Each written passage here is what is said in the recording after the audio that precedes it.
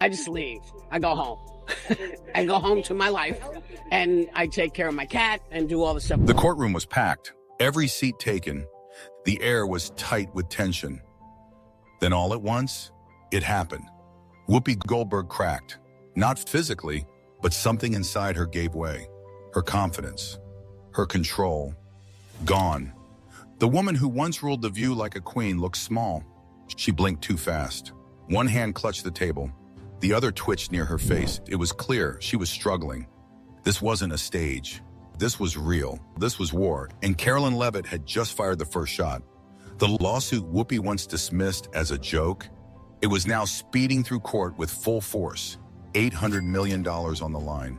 No more delays, no more laughs, just evidence, witnesses, and a crumbling defense. Before we dive into what brought Whoopi to the edge, don't forget to hit that like button for the truth. And subscribe if you believe fame doesn't mean exemption.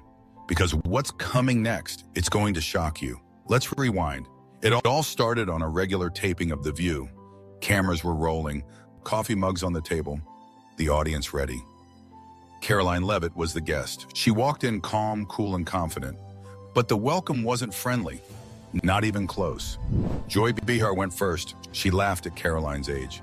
How can someone so young have anything real to say about politics? The crowd chuckled. Then Sunny Hostin added fuel. With a tight smile, she dropped the words, white privilege. Not new, but sharp. Targeted.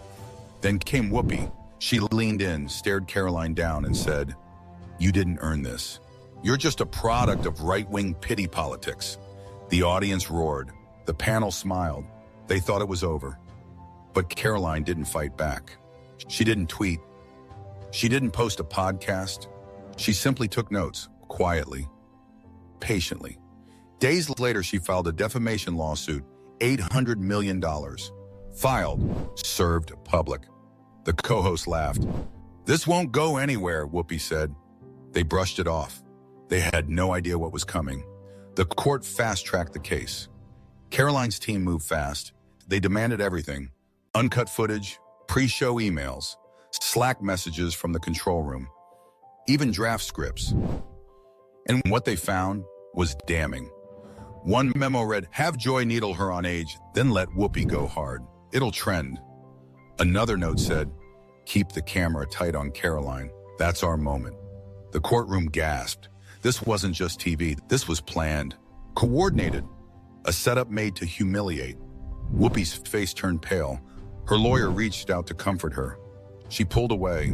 Her eyes scanned the room like she was looking for an exit. Then came more. Slack messages showed the producers planning traps. "Mention Trump, see if she bites. If she doesn't, have Sunny bring up race." One email even said, "Let Whoopi lead. The audience trusts her." Every line, every message, verified by forensic experts. The judge removed his glasses, looked straight at ABC's lawyers. "Did your producers coach this segment?" Silence. The lawyers flipped through binders, speechless. And Whoopi, she sat frozen, tears welled in her eyes. One escaped and slid down her cheek. She wiped it fast. But the cameras saw, the reporters saw, the world saw. A journalist typed one line into their live blog. "Breaking, Whoopi Goldberg breaks down in court." The judge called for a 10-minute break. People stood. Lawyers walked out. Reporters rushed to file stories. But Whoopi didn't move. A bailiff stepped forward to check on her. "I didn't know they saved all of that," she whispered. Her voice was broken, weak. On the other side of the room, Karoline Leavitt sat perfectly still. No smile, no gloating. Just calm, like she had been waiting for this. When court resumed, she leaned toward her lawyer and said two simple words. "Let's continue." Because this wasn't the end, it was just the beginning. It wasn't just Whoopi Goldberg on the stand anymore. Entire empire was now under the spotlight. ABC's corporate headquarters, the panic had gone nuclear. Executives were jumping on emergency Zoom calls, sometimes before the sun even came up. They weren't planning episodes, they were planning damage control. Conversations became redacted, locked behind NDAs. Whispers turned into alarm bells. Network insiders summed it up in a single line. "We thought the lawsuit would fizzle. It's now a full-scale disaster." ABC's legal team kicked into. They began combing through episodes, emails, Slack logs, internal notes, anything that might shield the company from liability. Even The View's Human Resources Department was pulled in. Their mission? Audit every political guest segment from the past 18 months. Every word, every reaction, every edit. The damage was already spilling over. The scene's major sponsors were quietly walking away. A skincare brand? Gone. A auto sponsor? Pressed pause on all ad placements. Wasn't a loud boycott. It was worse. It was a strategic retreat. Brands don't like being caught in an $800 million defamation firestorm, especially when it's live streamed to the world. The View's production offices, the mood was apocalyptic, were dusting off their resumes. Producers were seen taking quiet coffee meetings with rival networks. Interns were asking, could our names end up in the court records? But the biggest had turned its focus inward on Whoopi herself. Weren't just reviewing her performance clause. They were reviewing everything. Her moral clauses, her public responsibility expectations, her conduct standards. Were looking for the exit hatch. Say internal conversations had already started. Exit strategies, graceful transitions, carefully worded farewells. Marketing team paused all promotional content that featured Whoopi's face. Reruns of controversial episodes were being yanked from syndication. Behind closed doors, a document was being drafted. Outlined a possible departure, a hiatus, a scripted on-air talking points for damage come out from a silent pivot to a new host panel. No one was saying it. Privately, insiders were blunt. Whoopi might be out next year, next season. As this legal inferno kept growing, ABC finally realized what was truly at stake. It wasn't just Whoopi's job, was The View itself. While Goldberg stumbled, visibly unraveling under the pressure, Karoline Leavitt rose like a rocket. Didn't just hold her ground, she redefined it. TikTok, YouTube, Instagram, and X, formerly known as Twitter, clips of her calm courtroom demeanor were going viral. Like expose the receipts, #media accountability, and #Karoline stands, tall dominated global trends, didn't storm out, didn't shout, didn't even blink.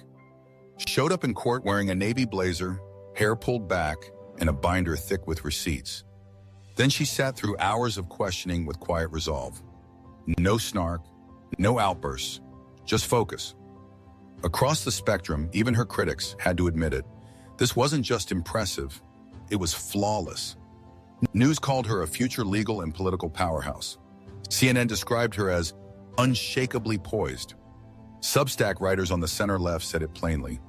Karoline did her homework, and it shows.